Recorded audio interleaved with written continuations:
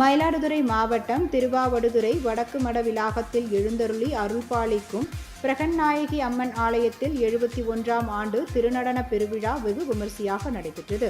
முன்னதாக நேற்றிரவு அரங்கரையில் இருந்து சக்தி கரகம் புறப்பட்டு ஆலயத்தை வந்தடைந்தது. இன்று அதிகாலை காப்பு கட்டுதலுடன் தொடங்கிய திருநடன பெருவிழா கோவில் சன்னதியில் இருந்து புறப்பட்டு மூல இடத்திற்கு சென்றது.